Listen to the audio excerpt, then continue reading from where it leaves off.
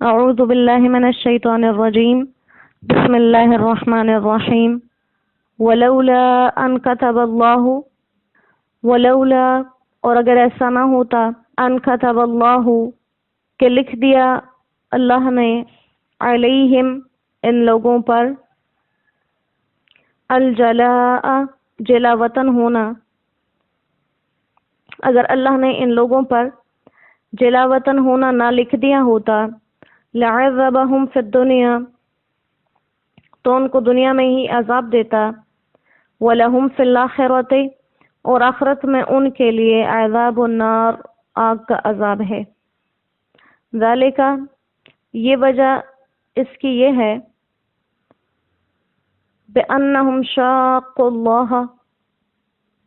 کہ وہ مخالف ہوئے اللہ کے،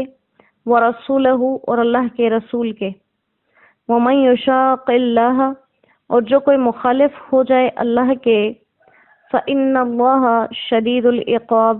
تو اللہ سخت عذاب والے ہیں۔ ما قطعتم جو کاٹ دیے تم نے من لینۃ کھجور کے درخت، او ترکتموها یا رہنے دیے ان کو قائمۃ اپنی جگہ پر کھڑے، علی اصولها اپنی جڑوں پر، فبإذن اللہ پس یہ اللہ کے حکم سے، ولیخزی الفاسقین اور تاکہ رسوا کرے نافرمانوں کو۔ صدق اللہ العظیم۔ سورہ حشر میں یہودیوں کا ذکر جاری تھا جو انہوں نے معاہدے کی خلاف ورزی کی، اور اس خلاف ورزی کے بدلے میں اور ساتھ ساتھ آپ صلی اللہ علیہ وسلم کے خلاف سازشیں کرنے کی وجہ سے ان کو جلاوطنی کی سزا دی گئی۔ تو اللہ تعالیٰ فرماتے ہیں کہ یہ جلاوطنی ان کے لیے لکھی گئی، اس لیے دنیاوی عذاب سے بچ گئے، اور خود یہ جلاوطن ہو جانا ان کے لیے کسی عذاب سے کم نہیں تھا۔ انسان اپنی زندگی کو دیکھے، جہاں ساری زندگی وہ گزار رہا ہے، اس کے آباء و اجداد، اس کی جدی پشتی ایک جگہ ہو، وہاں سے اس کو نکلنے کا کہہ دیا جائے تو اس سے بڑا کوئی عذاب نہیں ہوتا، اس سے بڑی کوئی پریشانی نہیں ہوتی، کیونکہ مستقل رہائش، اپنے کاروبار، اپنے کام، اپنے کاج، اپنی صنعتیں، اپنی زراعتیں، سب چیزیں چھوڑ کر ایک جگہ سے چلے جانا انتہائی مشکل ہے۔ تو یہ تو بذات خود ایک عذاب تھا ہی، لیکن اللہ نے فرمایا کہ یہ جلاوطن ہونا اگر ان پر نہ لکھا ہوتا میں نے ان کو دنیا میں ہی عذاب دیتا، اور دنیا کے عذاب سے مراد یہ ہے کہ دنیا میں وہ قتل کر دیے جاتے، جیسے ایک دوسرا قبیلہ جس کا ذکر آئندہ آنے والا ہے، جب انہوں نے عہد شکنی کی تھی غزوہ احزاب کے موقع پر قبیلہ بنو قریظہ نے، تو ان کے لیے قتل کی سزا تجویز کی۔ پھر تو کہا کہ اگر ایسا نہ ہوتا کہ ان کے لیے یہ جلاوطنی لکھ دی گئی ہوتی تو پھر دنیا میں ہی ان کو قتل کی سزا ملتی، اور دنیا میں یہ قتل کی سزا سے تو بچ گئے، لیکن اللہ فرماتا ہے ان کے لیے آخرت میں دوزخ کا عذاب ہے۔ اور ساتھ وجہ بیان کر دی اللہ سبحانہ و تعالیٰ نے دنیا میں جہاں کہیں بھی کسی کو دنیا میں عذاب دیا ہو یا مرنے کے بعد اس کے عذاب کی بات کہی ہو تو اللہ نے وجہ وہاں بیان کر دی، اور جتنے لوگوں کو بھی سزا ملی وجہ اس کی یہی بیان کی کہ ان لوگوں نے اللہ کی مخالفت کی اور اس کے رسولوں کی مخالفت کی۔ فرعون اپنے لشکر سمیت ہلاک ہوا، وجہ کیا تھی؟ اللہ کے نافرمان رہے اور اس کے رسول کا کہنا نہ مانا۔ قوم نوح کو عذاب کیا، وجہ یہی تھی۔ جتنی بھی قومیں گزرتی رہیں وجہ یہی تھی کہ اللہ اور اس کے رسول کی نافرمانی کی۔ تو یہاں پر بھی آپ صلی اللہ علیہ وسلم کی نافرمانی کی گئی، اللہ کے حکم کی مخالفت کی گئی، تو اس سبب سے ان کو یہ عذاب ہے، دنیا میں جلاوطن ہونا پڑا اور آخرت میں دوزخ کا عذاب۔ اور جو لوگ اللہ کی مخالفت کریں تو اللہ تعالیٰ سخت سزا دینے والے ہیں۔ یعنی انسان کہیں اس دھوکے میں نہ رہے کہ اللہ سبحانہ و تعالیٰ ہر جگہ فرماتے ہیں اللہ غفور الرحیم ہے، تو انسان اسی آسرے پہ گناہ کرتا رہے اور کہے کہ میں بخشا جاؤں گا۔ تو اللہ فرماتے ہیں کہ میں غفور الرحیم تو ہوں بلا شبہ، لیکن ان لوگوں کے لیے ہوں جو اپنی زندگی میں میرے کہے کے مطابق زندگی گزارنا چاہتے ہیں، اسی کوشش میں لگے رہتے ہیں، اور پھر انسانیت کے تقاضے سے، چونکہ ہم انسان ہیں، اگر لغزشیں ہو جاتی ہیں تو پھر وہ غفور الرحیم ہے،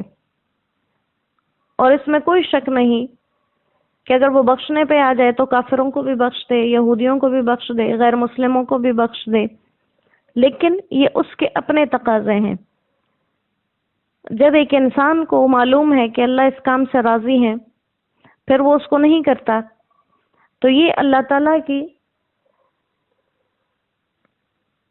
شان رحیمی کے سامنے انسان کی ڈھٹائی ظاہر کرنا ہے۔ اور جب ایک انسان اپنے آپ کو اللہ کے سامنے ڈھیٹ ظاہر کرے، اس کے احکامات کے سامنے، تو پھر اس کو نرم کرنے کے لیے جھاڑ پلانا ضروری ہے، کبھی اس دنیا میں اور کبھی دنیا سے گزر جانے کے بعد۔ تو یہ مخالفت جو اللہ اور اس کے رسول کے حکم کی گئی، یہ دو طرح سے انہوں نے کی تھی۔ ایک، وعدہ توڑ دیا اپنا اور جا کر کفار سے مسلمانوں کے خلاف جنگ کے وعدے کیے، تو اس وجہ سے ان کو جلاوطنی کی سزا دی۔ اور آگ کا عذاب کیوں ہوگا؟ کیونکہ ایمان نہیں لائے، ایمان نہ لانے کی وجہ سے ان کو آخرت میں عذاب دیا جائے گا۔ اور یہ اللہ کی نافرمانی اور اس کے رسول کی نافرمانی انسان کے لیے شدید العقاب، اللہ کی ذات کو سخت کر دیتی ہے۔ اللہ کی ذات رحمان ہے، رحیم ہے، لیکن جب اسی رحمان و رحیم کی نافرمانی کی جائے، اس کے رسول کی نافرمانی کی جائے، تو پھر اس نرم ذات کو انسان اپنے لیے خود سخت بنا لیتا ہے۔ اللہ کریم ہماری اس سے حفاظت فرمائے اور اپنی اطاعت خود ہمارے لیے آسان فرما دے۔ آگے ایک بات کا ذکر ہے، جب یہ یہودیوں کے خلاف مسلمانوں نے حملہ کیا تو اس حملے کے دوران کچھ صحابہ کرام سے اجتہاد کے طور پر ایک کام کے معاملے میں اختلاف ہو گیا کہ ان کے کھجوروں کے باغات تھے، تو یہودیوں نے اپنی شان و شوکت کے لیے جو باغات لگائے تھے، مسلمانوں نے اجازت سمجھ کر ان کے درختوں کو کاٹ دیا یا ان کے درختوں کو جلا دیا، بہرحال ضائع کر دیا۔ اور بعض مسلمانوں نے اجازت کے باوجود یہ سمجھ کر کہ بعد میں یہ درخت ہمارے ہی ہاتھ آنے ہیں، کیونکہ انشاءاللہ فتح مسلمانوں کی ہے، تو ان کو ضائع نہ کیا جائے تاکہ بعد میں مسلمان اس سے فائدہ اٹھا لیں۔ اب درختوں کے جلانے اور کاٹنے کی اجازت موجود تھی، لیکن ایک گروہ نے یہ سمجھ کر کاٹ دیے کہ یہودیوں کو اس سے تکلیف پہنچائی جائے کہ ان کے اموال ان کے سامنے ضائع ہوں گے، اور ایک گروہ نے اس حرکت کو چھوڑ دیا کہ بعد میں مسلمان اس کو استعمال کریں گے، لہٰذا مسلمانوں کے فائدے کے لیے چھوڑ دینا چاہیے۔ بعد میں جب کامیابی ہو گئی اور صحابہ کرام کے آپس میں اس بارے میں بات ہوئی، تو اب جنہوں نے وہ درخت جلا دیے تھے انہیں اس چیز سے پریشانی لاحق ہوئی کہ کہیں ہم مسلمانوں کو جو مال ملنے والا تھا اس کو ضائع کر چکے، تو کہیں ہم اس سبب سے گنہگار نہ ہو جائیں۔ تو اس پر اللہ تعالیٰ نے یہ آیت مبارکہ نازل کی کہ ما قطعتم من لینۃ، تم نے جو بھی درخت کاٹے کھجور کے یا ان کو چھوڑ دیا، تو یہ اللہ ہی کے حکم سے تھا، لہٰذا اس کے کرنے میں جنہوں نے کیا وہ بھی گنہگار نہیں، اور جنہوں نے نہ کیا وہ بھی گنہگار نہیں۔ تو تسلی دے دی کہ اس بات میں تم دونوں میں سے کوئی گروہ بھی گنہگار نہیں رہا، اور کہا کہ اصل اس کی وجہ جنہوں نے کاٹ دیے، ان کے کاٹنے کا مقصد مسلمانوں کو نقصان پہنچانا نہیں تھا، وَلِيُخْزِيَ الْفَاسِقِينَ، بلکہ نافرمانوں کو رسوا کرنا تھا، لہٰذا اس بات میں ان کی کوئی پکڑ نہیں ہوگی۔ لینا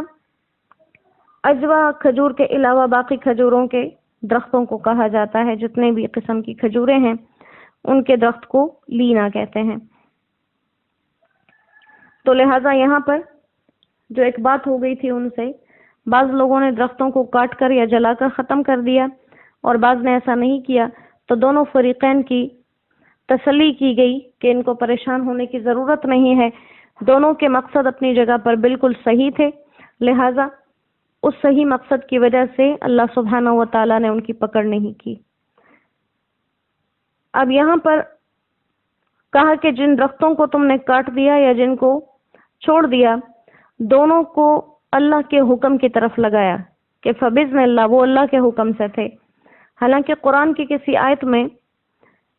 ان دونوں میں سے کوئی بھی حکم نہیں ہے کہ اللہ نے حکم دیا ہو کہ ان کے درختوں کو کاٹ دو یا جلا دو۔ تو اب